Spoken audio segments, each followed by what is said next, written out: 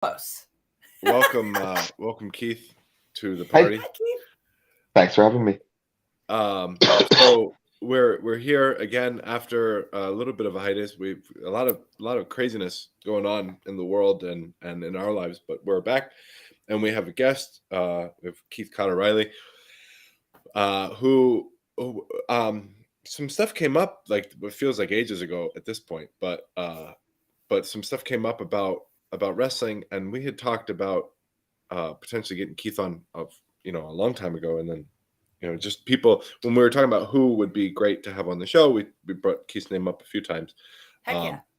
But then when the things kind of there was a little bit of a skerfuffle, and I'm not even aware of all the details about it, and we'll get into that later. But before we do, Keith, why are you relevant to this conversation? Why don't you tell us about why don't you tell us about yourself, a little bit about your background?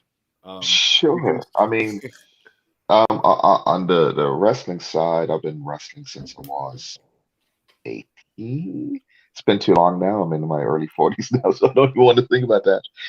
Yeah, I've done judo, Brazilian jiu-jitsu. As far as the modern stuff gone, I mean, I've done a little bit of freestyle and Greco as well, but not enough to really say anything there. And obviously, I've done a lot of ringing, mostly aimed at Fabian von Oswald and the what used to be put down as the Nuremberg stuff in Wickenauer. I know Chester is always playing with his naming of things there. But yeah, mostly like 16th century wrestling. He has a lot of power, Chittister, and he recognizes it. He understands the power that he has, and sometimes I think he's sort of like he's so careful. He's so interested in ensuring that he doesn't push people in a direction that they that we shouldn't be pushing people, right? So like just any kind of naming convention, he ends up being the person with the hammer. In a lot of cases, he's not wrong most of the time, right? Right, for sure. Yeah. Like it's real easy, on the naming stuff to just get stuck up on something, right? Like, it's a dough bringer. Like, what the hell does that mean? Like, once you start looking at the books, you're like, who's dough bringer? What? Anyway, but yeah, basically that's what you got me here. I wrestle too much. Been thrown in my head too many times. So. Yeah. And then you started, actually, both of you. So you have a shared background or similar background in that you have a tremendous amount of experience outside of historical wrestling in Japanese wrestling, right? And judo in particular, right? So obviously, Keith, you're also doing BJJ, but you went to Japan, I think. Yes, I lived there for 3 years. yeah, for 3 years. The funny thing is that's where I started jiu-jitsu. I didn't get to do as much judo as I'd have liked there. I did do a little bit. Every high school and middle school in Japan has a judo team and a kendo team and stuff like that, traditional arts teams. So wow, I didn't realize I had a kendo team as well. That's interesting. Yeah, most of them do. Because they have Budokans, they have martial arts. Rewind. They have locally government-sponsored martial art places in most neighborhoods or most towns in Japan. My one happened to be really fancy. It was a proper Budokan. But most places will have like a dedicated room in the gym that the kendo kids can train in or the judo kids can train in. And so I got to be thrown around by a bunch of 15-year-olds for the most part when I lived in Japan, because being an adult in Japan and not being a black belt already is really hard. It's possible, but a lot of places in Japan still do white to black. There's no in between, right? And so I'd started in Ireland, for various reasons, I never properly graded in Ireland. And so I was technically still coming over as a white belt, even though probably I was more a green, maybe brown, I'm not too sure. I forget the ranking sometimes. In America, because every country is different for the most part. And so, yeah, when I was in Japan, my dojo ranked you on competition, and I just couldn't give it down. So I didn't. I'd show up to train and get thrown around. I'd do the odd competition, but like if I remember right, to get black belt, they were like you had to place in 5 tournaments or something like that. For an adult of my already experience, they were like, hey, if you place in 5, you can get your black. Like I'm 23. I'm more interested in drinking and just having fun. And then BJJ stole me.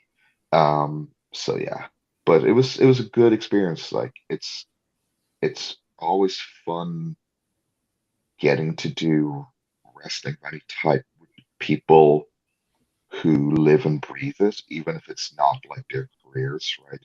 So like over here, you have the kids who do folk style in high school, or in Japan, you've got the kids and the college age kids who do judo. Even if they're never going to go national, they'll still do judo in their college, in their high schools, and compete in that for fun and for the aspect of doing it there. And it lends a different feel to the martial art.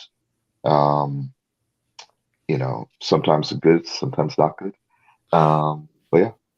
Yeah, no, I think that's interesting. Like, we probably forget that what we do, our martial art is so, I mean, it doesn't really have the sort of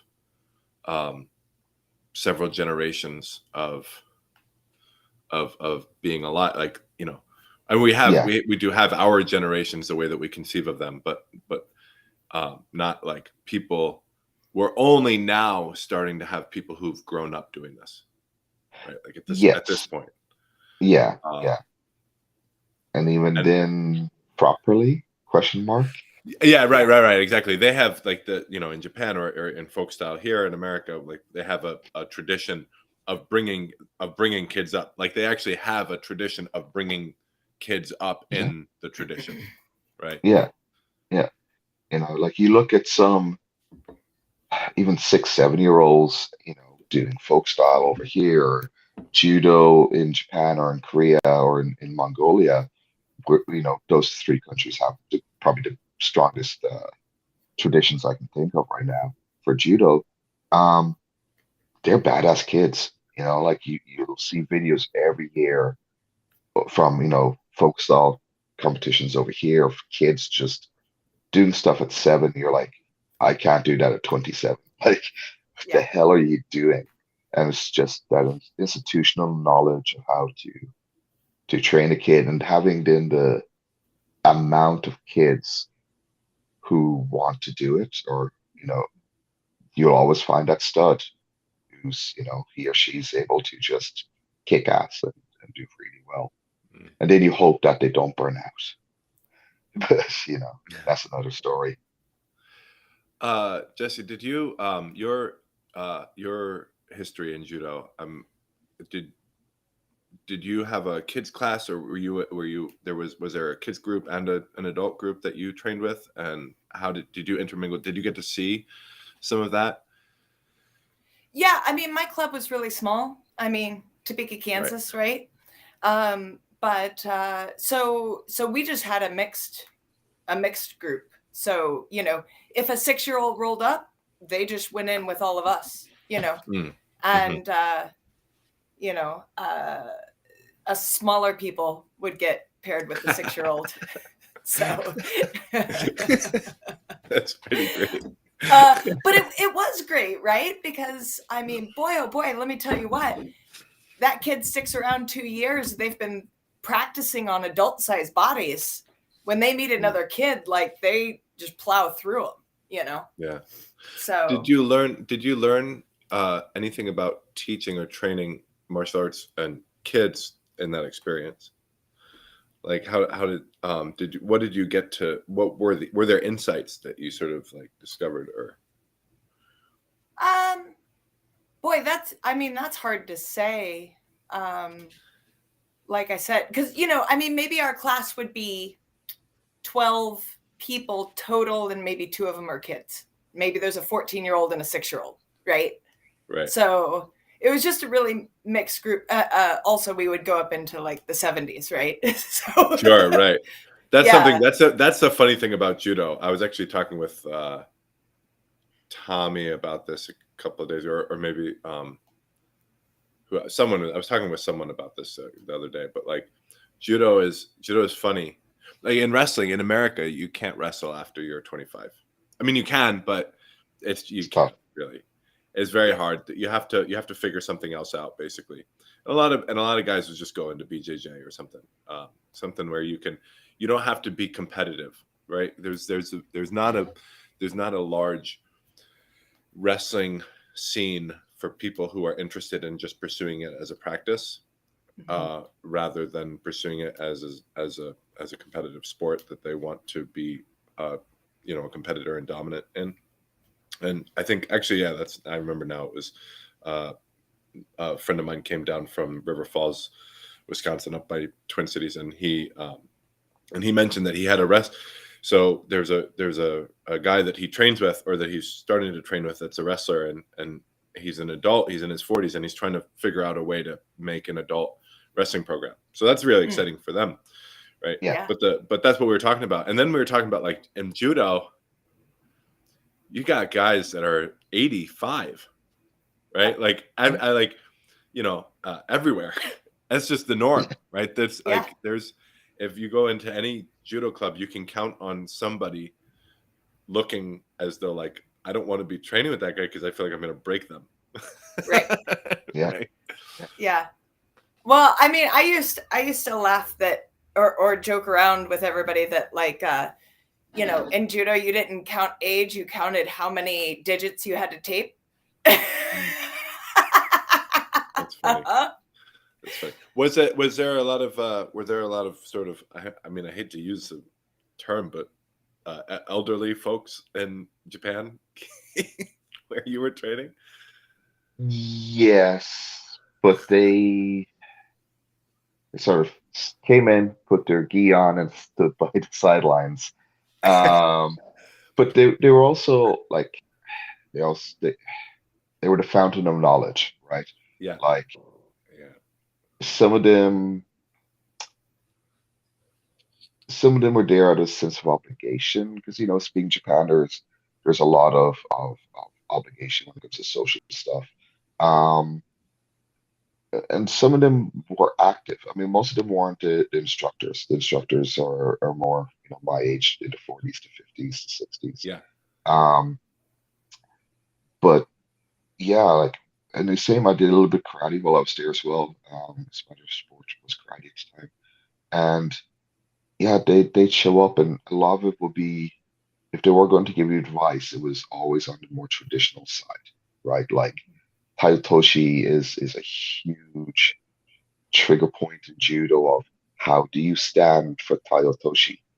Because if you look at competitive Taitoshi versus traditional Taitoshi, they might as well be 2 different throws.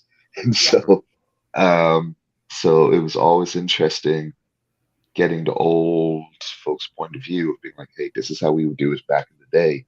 And then you're like, oh wait, if you're doing a grading, you need to do the kata. You might listen to those guys, because it's the old way of doing this when you look at the kata, the patron side of things. But yeah, that was always fun. Especially, Japan also has a large drinking culture, and those old dudes are the biggest exponents of getting the foreigner drunk. So yeah, sometimes I didn't appreciate them being there. That's a new one for me. I wasn't aware that Japan had a drinking culture like that. Oh, Mm-hmm. yeah. Yeah. I thought all Asians are the same, right? So therefore, yeah. right. Yeah, right. I will make mean, sure to say that to my Vietnamese and Japanese students later on today. Right. I know, and just to be clear, so to clear the air, Yeah, I no. didn't mean that, but we do carry that, or I certainly, I'm going to speak for myself. I carry that cultural baggage, and I know that there are several Asian cultures, right? So, however you want to categorize them nationally or whatever, that that don't have drinking as a huge part of their culture, and I guess I just projected that onto, right. Yeah. So I apologize to everybody for my. I mean, you've no reason to know otherwise. But yeah, no, Japan parties is pretty big. Yeah. Yeah. So real quick, I wanted to mention that, like, even in my my kids' judo club, uh, which I watched him practice in judo for several years, and we had people that came in and put the gi on and just stood there, and they came in every day, and sometimes I would just watch them to see how they interacted, or if they interacted, because I was curious, and often they didn't, right? So they would Yeah. come in every day and do their duty, right? Do their job, which is to just be there with the gi on during practice. And it was amazing. It was actually amazing, because you wonder, or it caused me to wonder, like, what are people getting out of this? And it's actually that, I think, betrays my sort of Western American perspective on behavior and action, right? Is that, like, we have to be getting something, we have to, like, how, I have to be achieving something in my action, right? Like, I'm purposeful, and I'm achieving, and I'm, like, trying, and it has to be something concrete that I can point at and say, like, and I'm not sure that those people were thinking about it that way. Maybe they were thinking about it in terms of duty or obligation, right? Or maybe they just understood. Then maybe it was just they understood that this is what they did, right? And Yeah. right. Jesse, Yeah. I mean, or go ahead, Keith. well, I was just gonna say, I mean, you see the thing in a lot of martial arts, right? If you go to a boxing school, which are very hard nosed and it's more one-on-one than class-based, etc. There's always an old timer hanging around, and so I think it still is a part of what we see, even in the Western culture of things, even in American culture. It's the art defines what you expect to see. Mm-hmm. Mm-hmm. Okay, so let's get into how this came up, right? So and I'll actually defer to Keith, because you started it. Yeah, you did. Oh no. Yeah. So and it wasn't just you. There were several people. I think, like, basically this controversy, or I don't know if it was a controversy or some kind of thing, made the rounds. And you decided The that you were Facebook gonna, rounds. yeah, the Yeah. Facebook rounds, and you decided that you were going to weigh in on the subject, right? So, like, whatever it was. Oh no, Do you there's too many recall? opinions. I have too many hot takes, my friend. Well, let's hear them. So we can start from the beginning. So, like, well, let's start with which one this is. Well, so do you remember what it was that caused the controversy in the first place? What it was, some tournament. I think it was the Philadelphia or Pittsburgh. I don't know. It was some kind of tournament up in the northeast, where people were, or Crossroads, maybe. Is that? Okay. Are you the arm lock one? Yes. Yes, I know what you're on about. Yeah. So if it's Crossroads, and again, by the way, we're about to talk a little bit of schmack. Crossroads is a very well run tournament. It's actually one of the better run ones out there, and the organizers themselves are very good organizers. As an event, I have nothing against the event. It's a great event, and every event can make mistakes. So essentially, if it's the one I'm thinking of, one of my students was at this tournament last year, question mark, and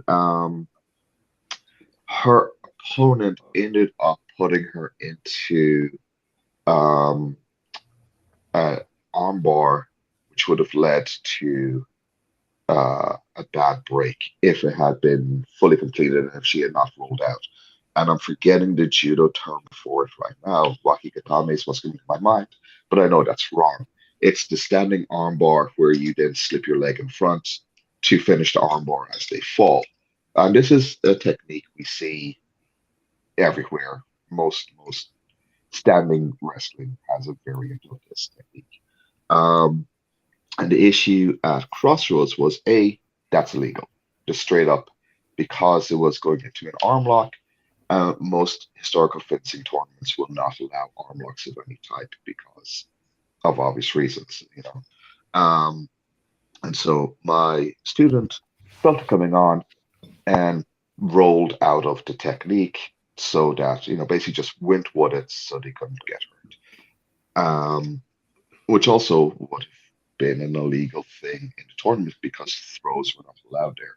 So in two ways, her opponent ended up forcing two breakings of the rules, but then the judges didn't know what they saw, pretty much, because none of them do wrestling, and so they didn't recognize that this technique, which is one that's even in the longsword manuals, right? I mean, around the same, or around this time last year, I was going through half sword and wrestling at the sword with my students, and it came up all the time. But just because it's in the text, just because it's a way of disarming by literally breaking their arm somebody, doesn't mean it should be allowed. And so, yeah, it's just basically boiled down. Judges didn't recognize what they saw, didn't follow the rules as written, and so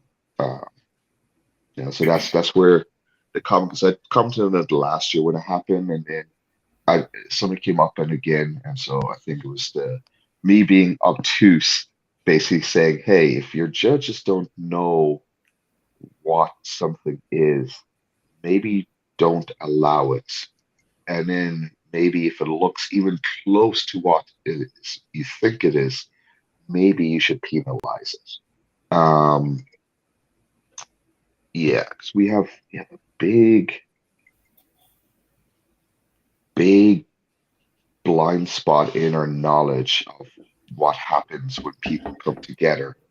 Because most people don't do any type of wrestling. That's fair, that's fine, but be cognizant of that fact.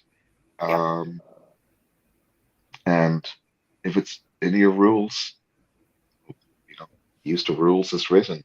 Don't. Intent is not. Intent doesn't mean anything to the rules, right? I didn't intend to hurt you. Cool. Well, the rule says that's a red card. You're disqualified. You're disqualified. I'm sorry. No, nothing personal. This can never be personal. Except for Shiva. My cat here is trying to wrestle my arm. So there's so many different directions to go with that, right? Like, yeah. I'm gonna let you run with it, Jesse. Go ahead, please. Well, I mean, how do we want to run with it, right? I mean, I know I have big feelings about. Keith knows we've talked. Yeah. You and I have probably talked about it, James, but like about rule sets that continue to allow wrestling in longsword because it's real or whatever bullshit people make up about it. Sorry, that's my opinion. But like trying to keep it in because we want to experience the whole art because it's a deadly killing art. But what does that have to do with a fucking tournament? Like nothing, right? And then and nobody trains it, and people get hurt all the fucking time, all the time. Makes me really mad. That's what I have to say about it, James. It's not very. It's pretty nuanced. It's a pretty nuanced take there. Well, okay, so Go ahead. I was going to say, just to bounce off of Jess for a second, like, for myself, I'm not against tournaments allowing wrestling. It's just make it clear to the participants, if you're going to do this, you should know how to wrestle. And our judges, as a body, will understand what we are seeing. It's wrestling increases the risk of injury, but it doesn't have to mean that you can't do it. It just means that you have to be cognizant of this increased risks. And if you're going to include wrestling, you might need to have prerequisites for your fencers before they do that tournament. And I think maybe more. I mean, as importantly, the judges, right? So like the judges and the director. I think there's so many dimensions that we run into issues with this whole thing, because on the one hand, fencers don't really understand what they're doing in terms of wrestling. Like, they don't have wrestling backgrounds. They don't understand all of the various ways in which they ought to be prepared for things as they come up in a grappling situation. We also have judges that don't really understand it. We have directors that don't really understand it. We have rules that don't adequately manage it, right? We have rule sets that don't adequately manage the risks. Yeah. And even when rule sets are like painstakingly curated to attempt to address things the best way that they can, the infrastructure isn't really there, because the way that how do we run tournaments? We run tournaments with volunteers, Yeah. I mean, most martial arts are run by volunteers. Fair. Yeah, fair. That's true. Like that's a good Judo. point. We go back to Judo. We just stick to the wrestling arts. Most folk style is volunteer, up to a certain point, right? If you look at the young kids. No, you're right. I mean, there's stipends for the referees and whatnot, but they're not professional in the way that even minor league baseball is professional, right? If we look at Judo, especially in the USA, they're all volunteer. I think you're right. You're right to point that it's not purely because it's a volunteer run sort of effort. I think it's partly because it's volunteer run, but because of that, we can't really be very selective in terms of who we choose, and we also don't have like an infrastructure in terms of like people who are really, it's just a matter of training, I guess. It's, whether it's volunteer or not, like we can't be selective on who we choose. We have to take what we can get. And most people who are in our community who are wanting to participate in these types of tournaments are not people that are prepared to deal with a lot of the a lot of what manifests in that type of competition. Yeah, and a lot of that just comes down to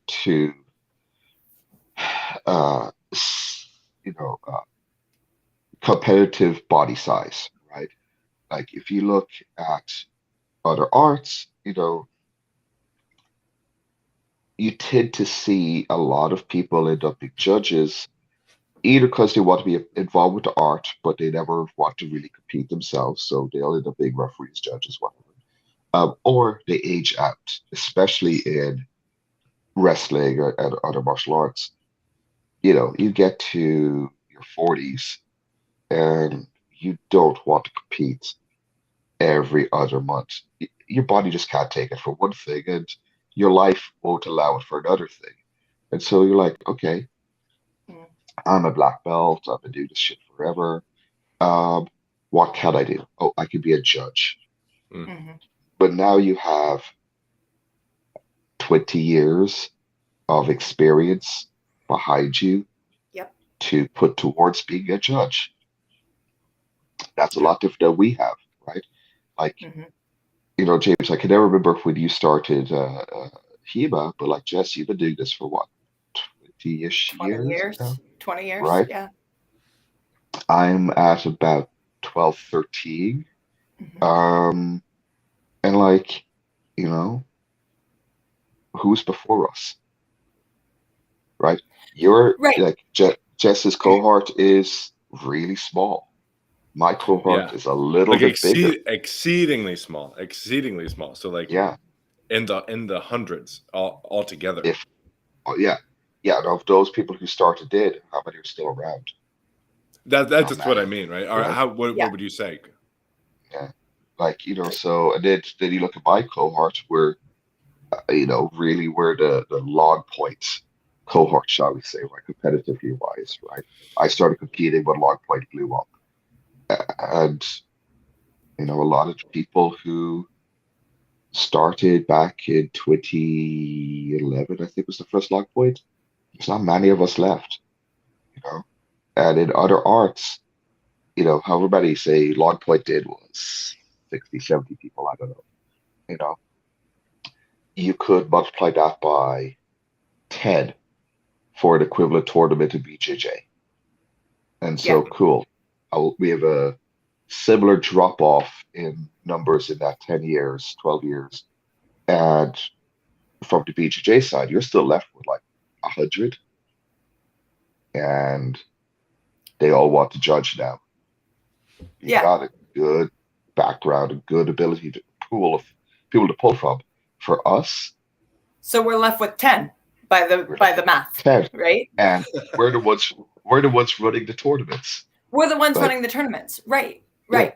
Or many of us still competing, right? or competing, yeah, or both, Yeah. right? Most of us Right. are both, right? Right. I still compete because I'm stupid.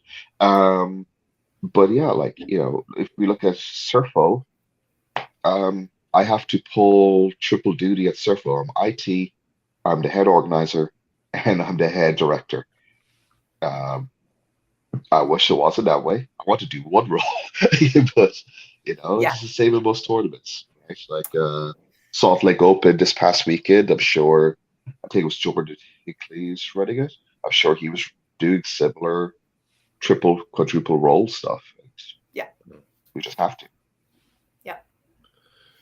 Yeah. I mean, when I think about, like, again, because it's small, Judo is small around here. But I think about the Sunflower State Games, which is like the state government helps host, right? These tournaments. And so we have a judo tournament associated with it. And there's, say, probably 6 clubs in the state. That's all there are in the whole state, right? Yeah. So those 6 clubs roll up.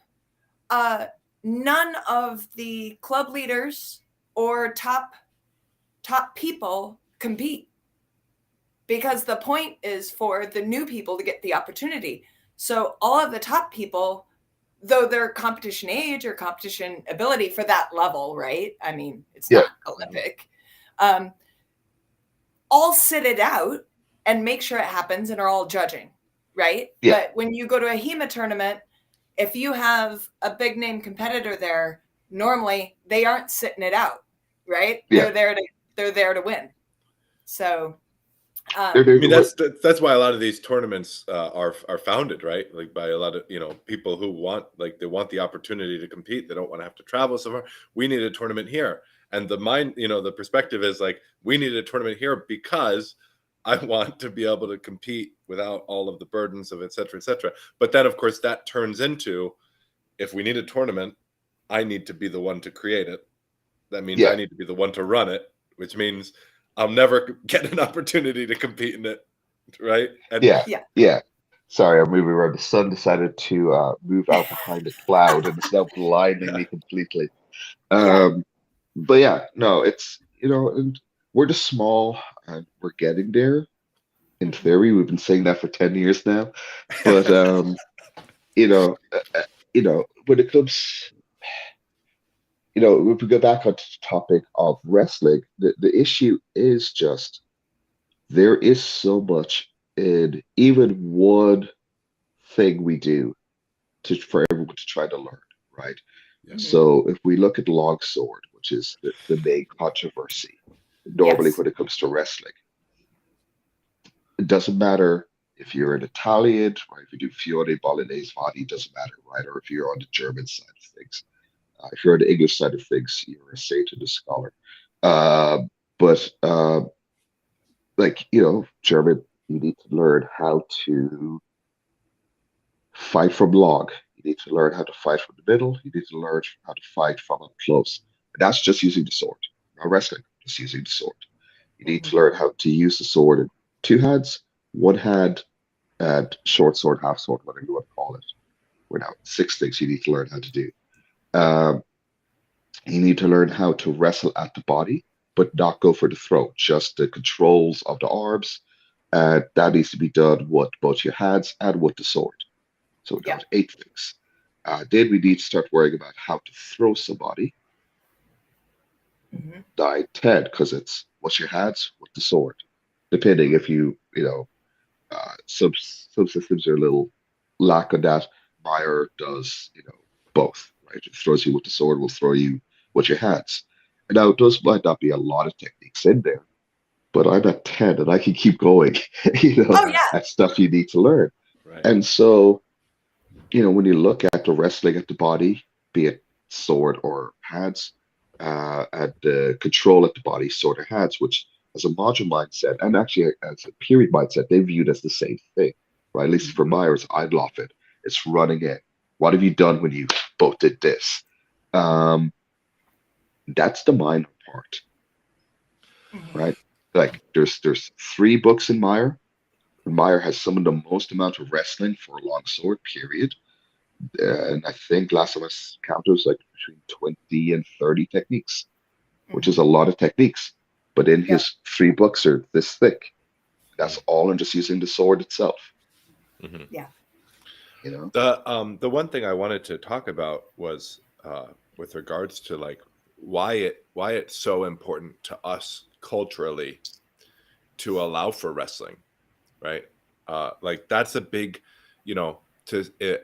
if you were to suggest that you shouldn't, like, okay, having this tournament is fine, no wrestling, no grapples, that would cause a big controversy just by itself. Sure. Right? Because there are so many strong opinions about the role of wrestling in what we do.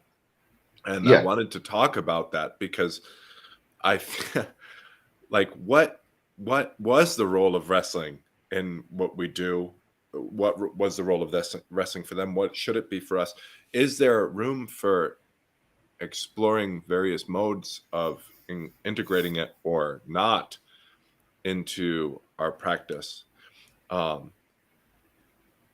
I want to hear more about that from you guys who have vast experience, particularly Jesse. You have experience in armor as well, which is, it seems to be much more integral to the way that the historical fencers conceived of wrestling as part of a broader sword-based martial art, right? But again, is it appropriate? I do not have a nuanced take on this. It is. Well, let's hear it. Break it. I think as a community, we insist upon wrestling being in there because we have a fucking inferiority complex and we can't get over our shit. But that's my opinion. I want to hear more about it. I want you to convince other people. I know that you've been trying subtly, but like we have to do this, right? Like if anyone, and Keith, you might have a different opinion, right? You might feel like maybe I'm a little more nuanced than Jess. Well, you know what it is. It's I'm a fucking mom, and I have met too many people who have had their motherfucking knees blown out because somebody entered shitty for a throw they didn't understand against a person who didn't understand how they were going to be thrown, and their knee fucking got blown on because they had a tournament on carpet with tennies, or because they had a tournament. You know what I mean? Like nothing is set up for the wrestling. Nothing. The people aren't trained for it. The floor isn't set for it. The gear isn't set for it. Nobody is training wrestling in their fucking fencing helmet. None of us. So don't pretend like you are, right? So all of it's set up for a situation you haven't trained for. And then we go into it with adrenaline and something on the line and people watching and people get fucking hurt and it makes me mad. I just get mad. Yeah, like you're not wrong. Okay. So yeah. Right? Yeah. Like, listen, if we're doing it, then let's do it. Right? Okay. Yeah. Then I'm here. Right? Now I'm interested. Are we going to put on our helmets and learn how to fall in them? Are we going to put on our gloves and learn how to grab somebody? Are we going to practice actually turning our hips so that our knees are aligned so that if somebody falls at us, we don't snap our own knee? Cool. Let's do it. You know? Right. But if we're not, who are we fucking kidding? Yeah, like, you know, if we go back to historical in the fech schools, sorry, bloody English adding an S where it doesn't belong. Most of the rule sets we know did not allow wrestling. In fact, all the rule sets I personally know of did not allow wrestling. They didn't allow thrusting, although you could be cheeky about thrusting. We know several poems of people getting away with a cheeky thrusts if they can get away with it. But anytime it was core, it was stopped. And a part of that was the spectacle, like the fech school's about sport, it's about looking good. And two dudes smashing into each other just doesn't look good. No, it doesn't. It doesn't. It really doesn't. You know? I think that's. I just want to interrupt you for a second. Like, that's fine. Of all the things, like, I don't have the mom thing where I'm like worried about everyone's safety. I maybe should, but like, what bothers me about it is it just this over and over again is the most unappealing, unattractive thing for me to see. Yeah. Like, I don't. If I'm playing with a sword, I want to look like Inigo Montoya, right? Not from the movie as much, so from the book, right? Like I want to like embody the spirit of a fencing, you know. And I just don't. I feel like it makes our fencing better when we say no wrestling is allowed. It actually, I believe that it's true. Sorry, but anyway, so go ahead. No, you're good. The rule sets, historical rule sets, they didn't have wrestling. In fact, they were very clear about what constituted going across the line. Yeah. Right? Yeah. You know, and like, you know, people will say, but hey, they had everyday practical usage of the art, which is fair. They did, right? You know, again, my background's mostly Meyer, so I'll go back and look at Meyer.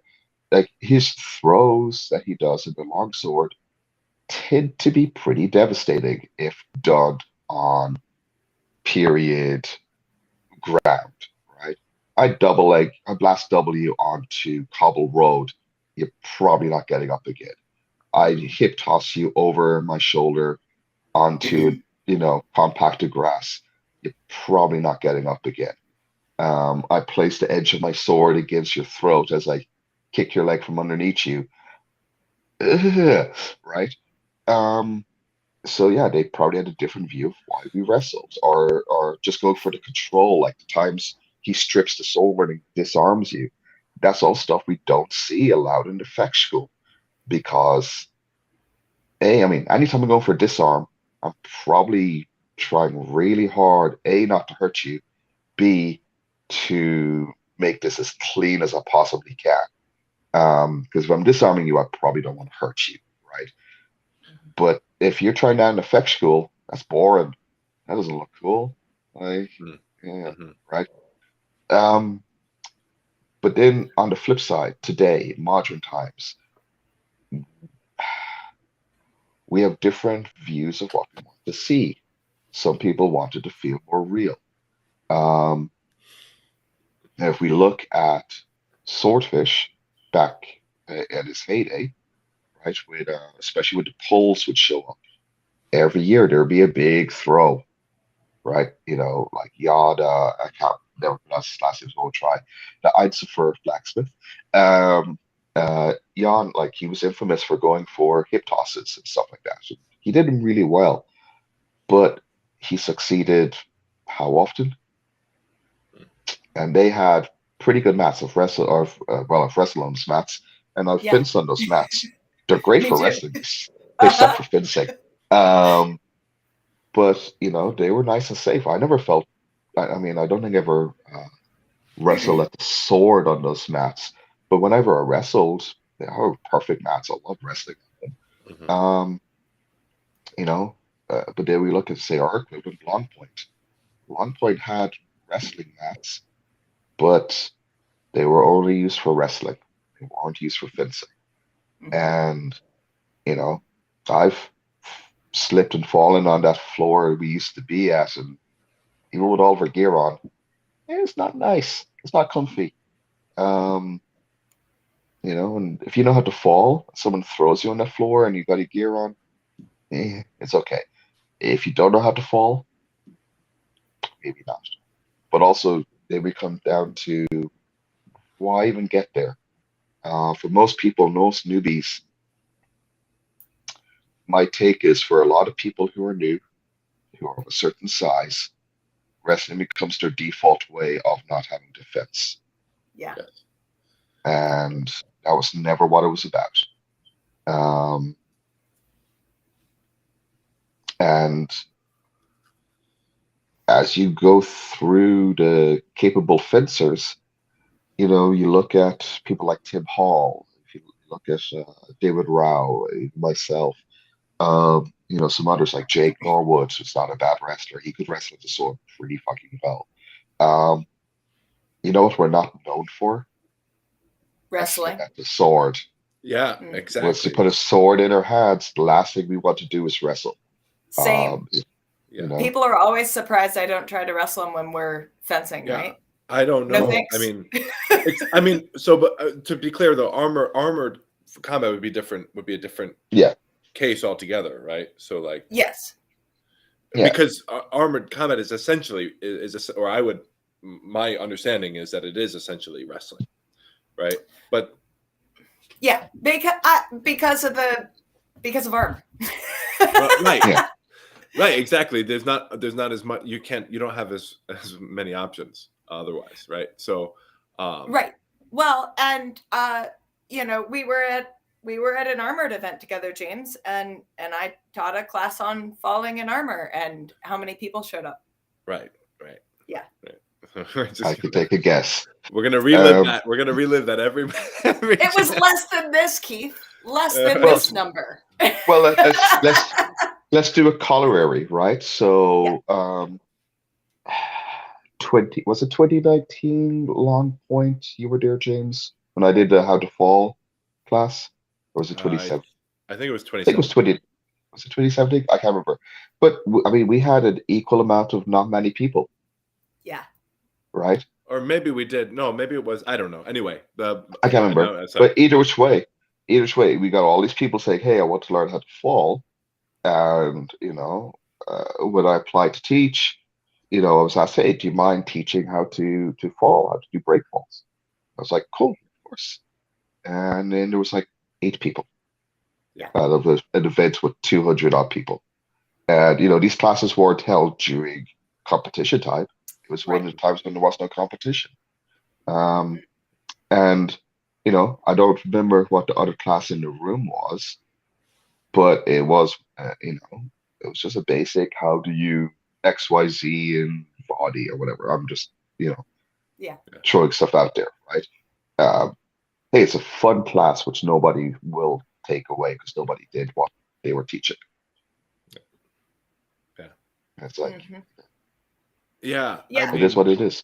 Well, and I mean, to circle back for a second, I mean, Keith, you said something to the effect of like, medieval people didn't need wrestling in their tournaments because they understand how the martial art works, or the efficacy of sword or whatever. But I mean, that's a story we all tell all the time.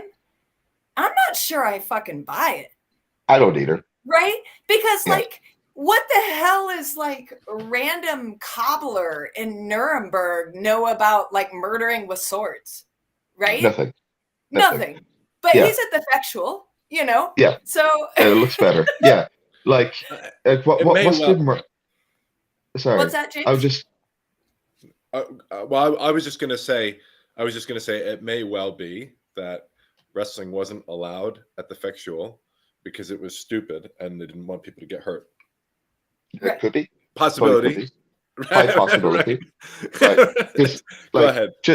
No, I was just trying to think because everyone thinks of the Renaissance because that's really what we're talking about. It's not medieval, it's Renaissance time period as being this very ultra violent, blah blah blah place. But if I remember rightly, like Osberg's violent crime stats that we have access to is no worse than like the top 20 percentile city in the USA.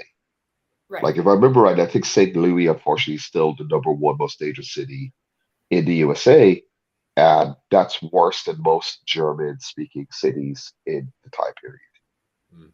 And that's still actually like I know people live in St. Louis, they're like, yeah, you just don't go to certain neighborhoods. You just stay Right. to the nice parts of town, and you will be a-okay. You know, yeah. I mean, did Meyer know how to, or did Meyer ever actually bloody his sword? We don't know. Probably didn't. Right. Does that make him Right. less of a fencing master? No. Does that mean he No. doesn't know what he's doing? No. Also like how often, like Jess and James, you know this better than I. Like how often did they actually practice? That's a great question. Yeah, I mean, I don't know that we know. Right? Right. Like Uh, wrestlers probably so practice more than fencers. Like pure wrestlers probably practice more than the fencers did. Like because this is just something you can do. You're bored at the end of the day. You find a clear piece of dirt. Away have you fun. go. Have fun. Yeah.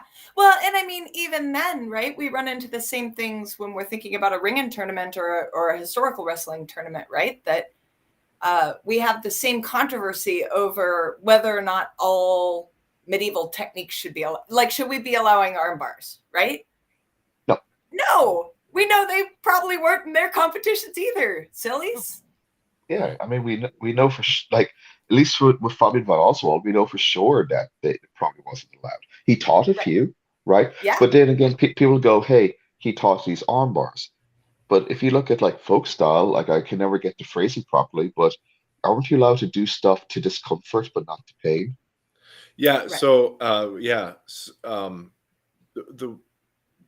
the way, yeah. So there is a rule in folk style that basically amounts to like unnecessary roughness or something, something like you can make things uncomfortable for the person, but if I put someone in a jujigatami, I can't pin them like that, right? Like even if I'm not applying pressure to the elbow, that the ref would say like, oh, you can't can't do that.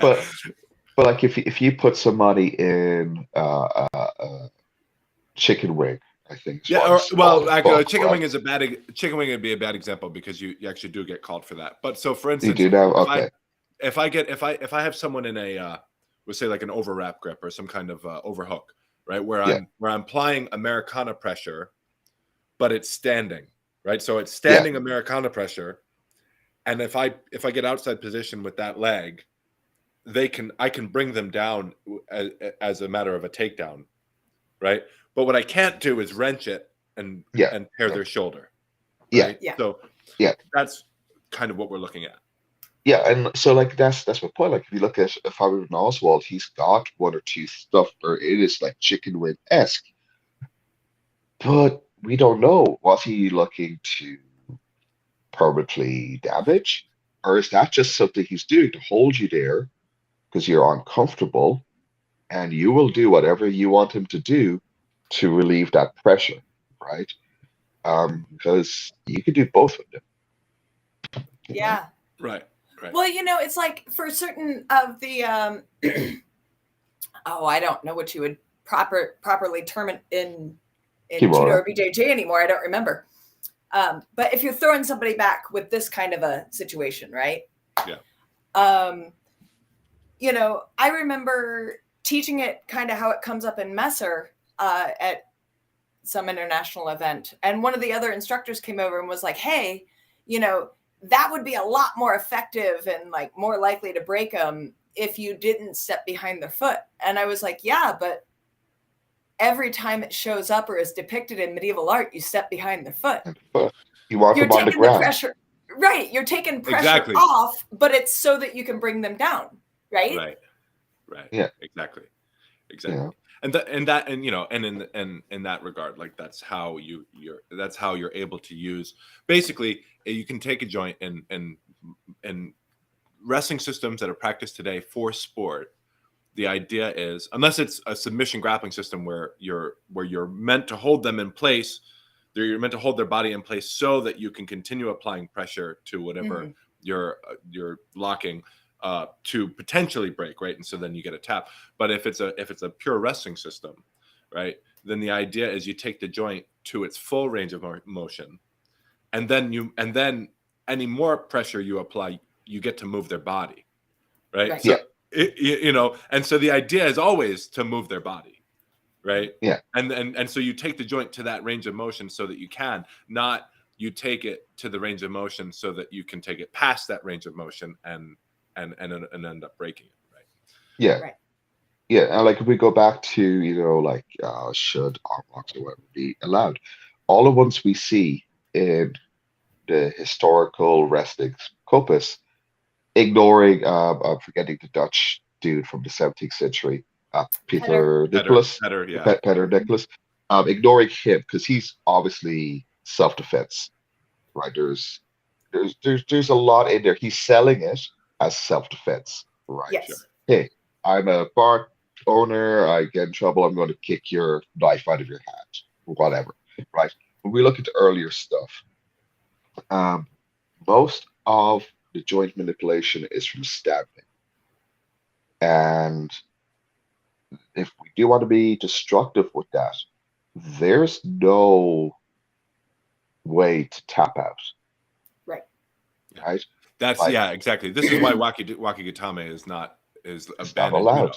Yeah. Right? Like it's why, like even the BJJ, if I was to do a standing Americana, you might have time, right? That's, you know, go behind your back. If I was doing a standing Kimura, when you get to tap, you don't, right? Unless I'm being very careful. But the only way to get a standing lock like that is to smash straight through it. Mm-hmm.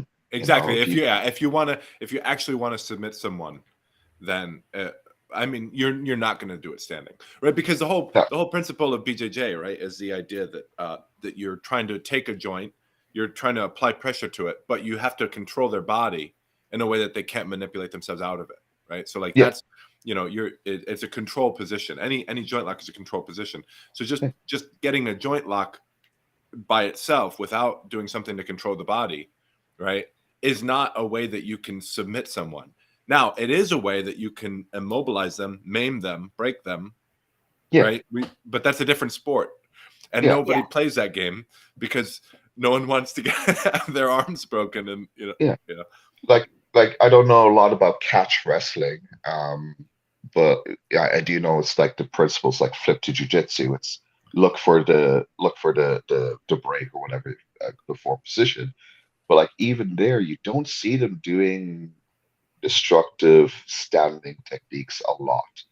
A lot of it's I'm going to take you down and then we're going to go to there. Or if I'm doing Nakamura, I'll make you fall and then I'll finish it, at least in the competition side, right? Yeah.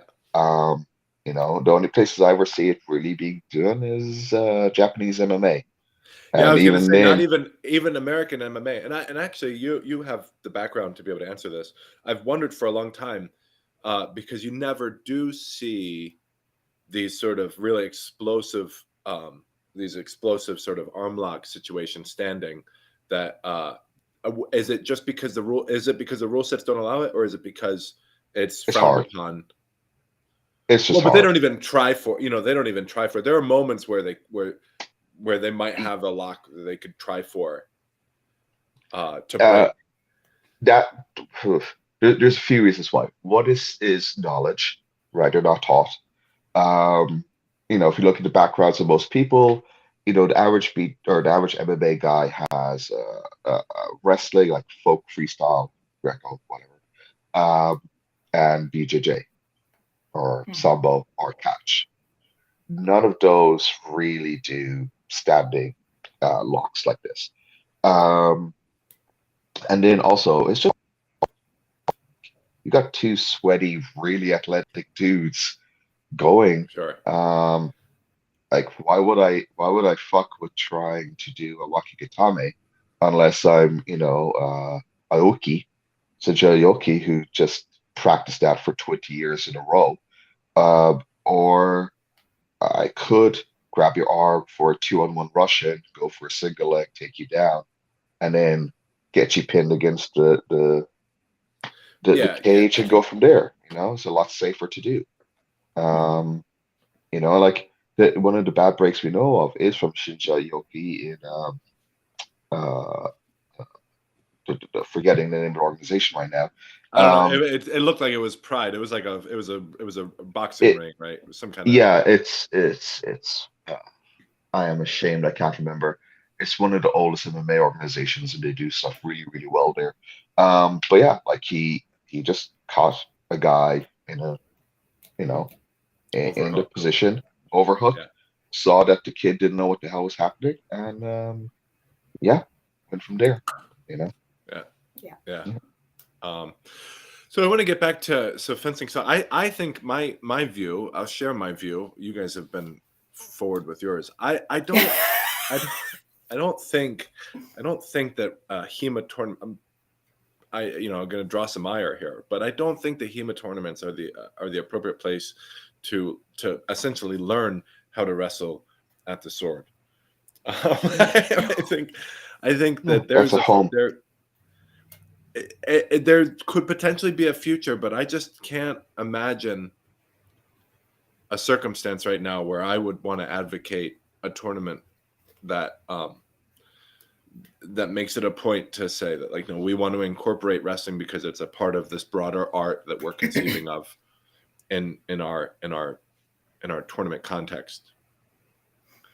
There are, I could see invitational type things. I could see if it was very formally organized, where the judges and the directors and the participants all could validate a background that, whether it just be informally, like we know, okay, he's safe, or he knows what he's doing, or he's competent to assess things happening.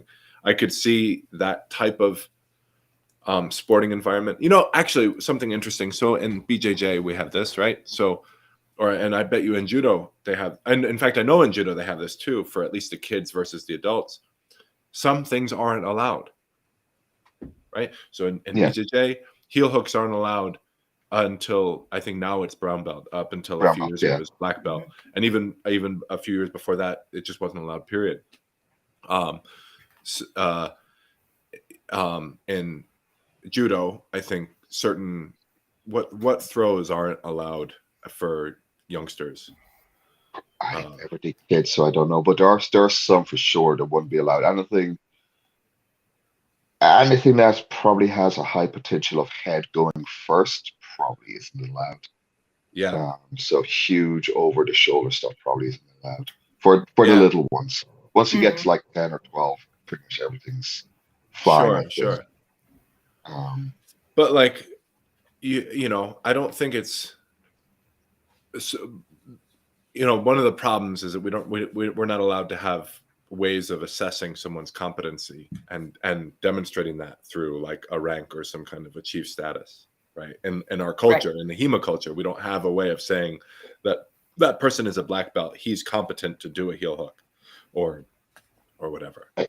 Yeah, I think we're starting to get there. I think people are starting to see the benefits of that. And unfortunately, it comes out sometimes in invitational things, which can be a little bit of a bro fest.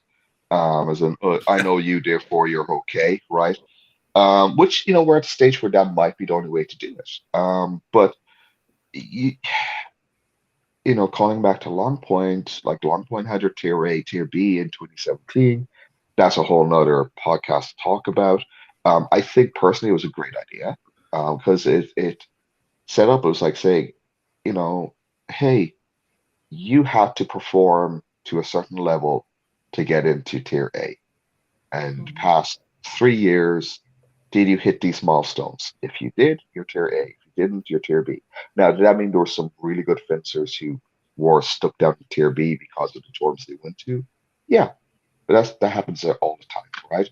And if it had continued, most of those fencers who were Tier B in 2017 would have been Tier A in 2018, right? Because they would have been top 5, 10, whatever, right? Yeah. And that's a like that doesn't really tell us anything about the wrestling side of views, but we are starting to see elements of that.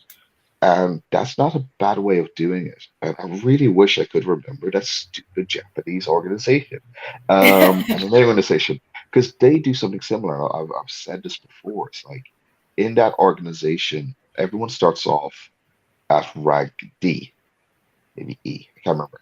And you have to compete at that level for at least a year and uh, reach certain milestones in the tournaments you get to. Like, are you top 5 or whatever, right? And do that in like 3 tournaments. Then you get to be C. Then you get to be B. And finally, A is where it's no holds barred, it's pure MMA, right?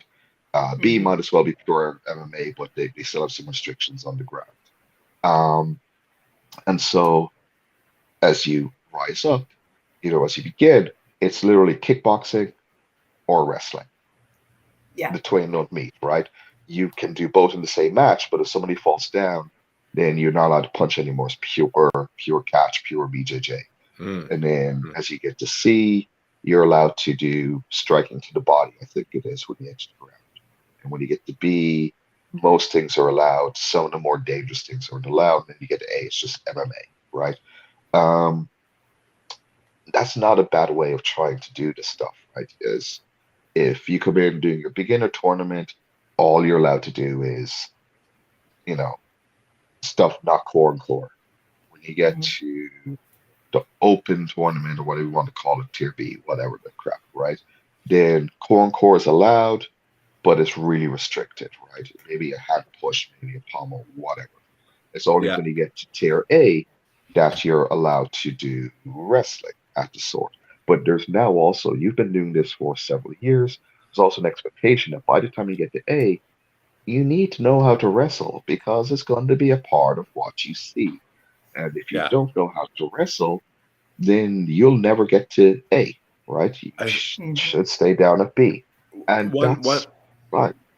So one thing about that though, which has a potential to be kind of disruptive, is the fact that there are people who have become very successful. So this is another problem with and not a problem per se. I actually enjoy this aspect of historical fencing, which is that we have so many different approaches and rules and ways of competing and ways of training, and that's so brilliant. But like someone can have demonstrated their competency as a swordsman, as a fencer, in a way that precludes their involvement in sort of wrestling training or wrestling competition, and most have, most have, right? And so, but then it comes to like, okay, there's a Tier A, and I come in and I say, well, I've won all these tournaments and I've been so successful in all these, and there's no way of really distinguishing, like, okay, you were successful, you're a high level fencer, but what was the rule set that you were competing under? How do I measure that? And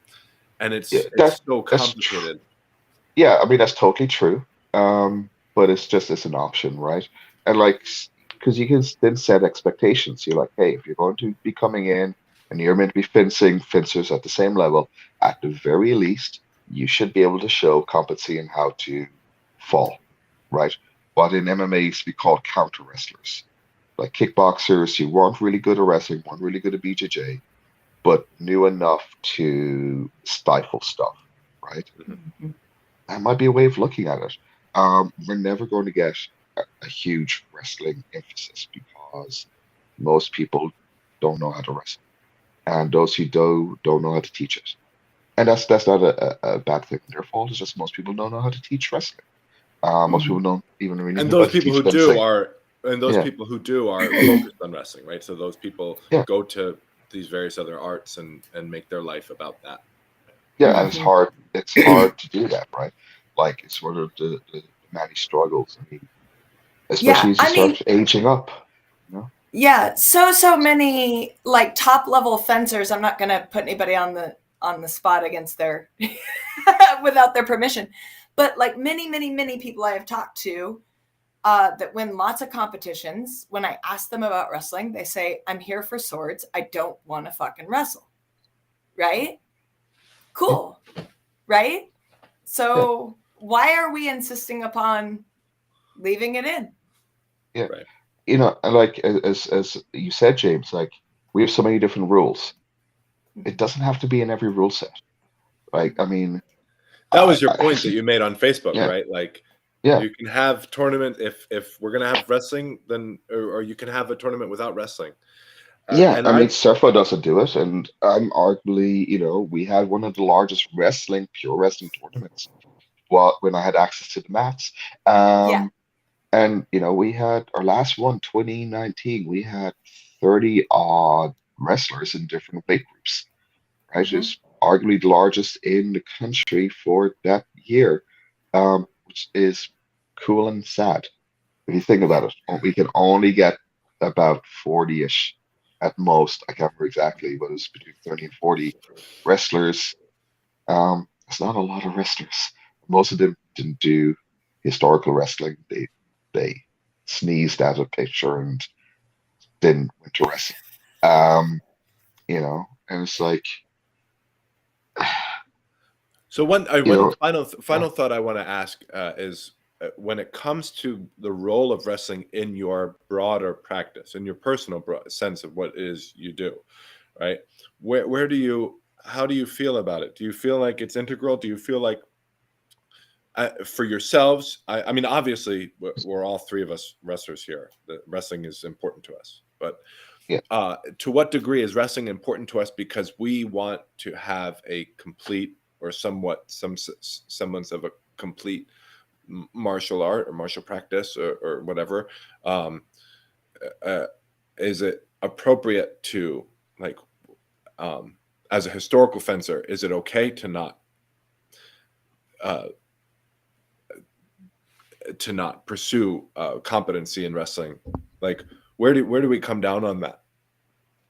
Because the obsession with incorporating wrestling into competition, I believe, comes from a view that if you're not incorporating or integrating wrestling into your broader practice, then your practice is incomplete. Mhm. And so is it? Is it incomplete? Yeah, How do we define?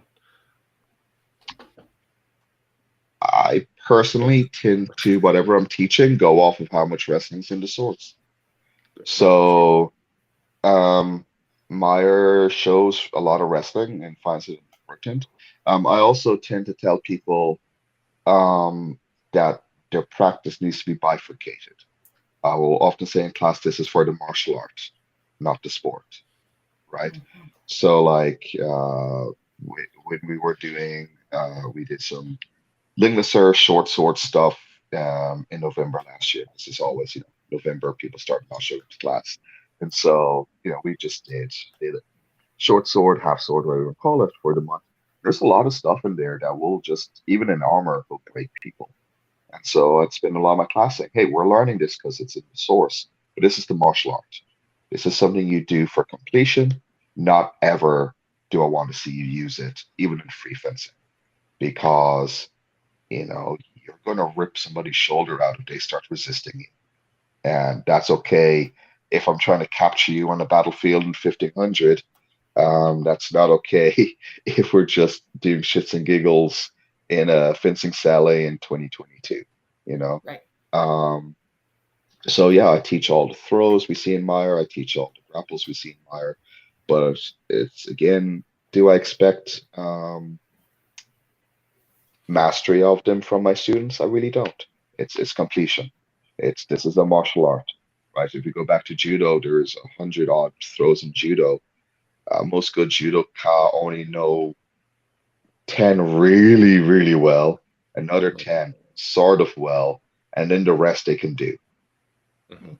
But you'll never see them actually use them, right? Yeah. I mean, I love myself a good drop down throw. I'll sacrifice the throw all day long. But I also know people in my club who will never sacrifice the throw because they're just not built to do it. You know, so and again, it's sport versus martial art. When we do a tournament, it's a sport. Sport does not need to reflect the totality of the martial art, in my opinion. How about you, Jess? Oh, I mean, I 100% agree. In my judo club, we like you had alluded to, Keith, like we had, here's how you're going to have success, on Saturday at the tournament with this throw. And here's how you need to perform it for Nagi no Kata. These are not the same thing. And that's fine. I mean, heck, some of my fencing, I teach that same way too, right?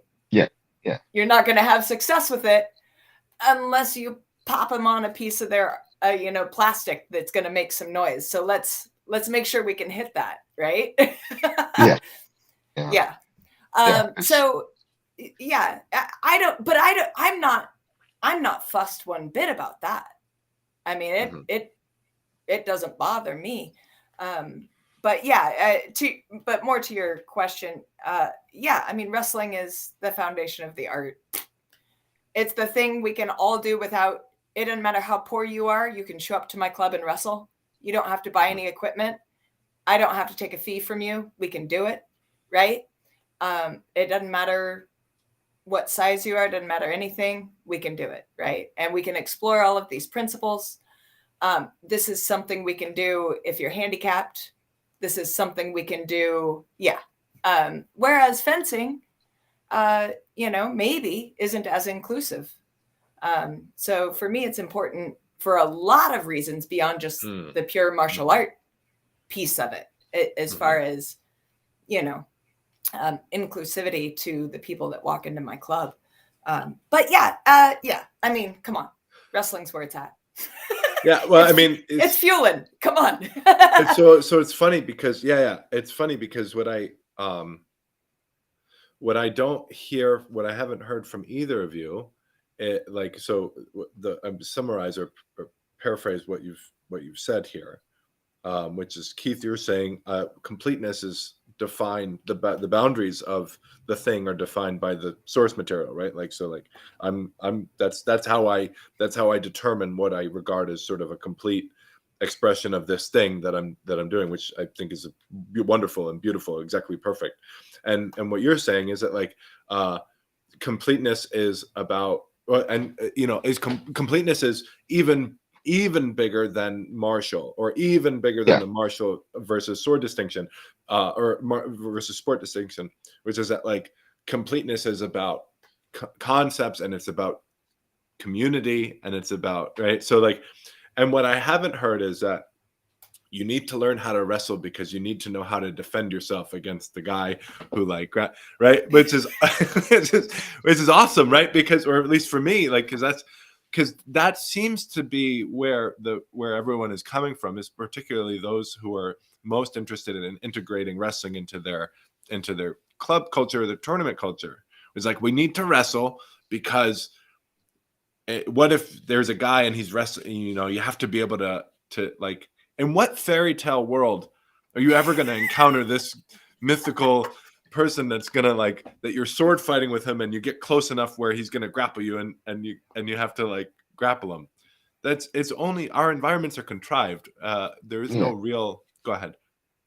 Yeah, no, I was just saying. Yeah, I agree. That's all. Yeah, because the rule sets can be set up to enable whatever you want to see, right? Yes. So if you want to see that, I think that's another thing, right? Which I'm going to have to get going in a sec.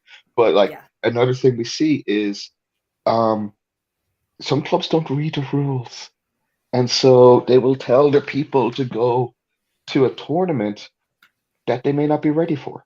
Yeah. And so that mythical person can exist in that rule set, because the rules allow for it, and your club doesn't have to go to that.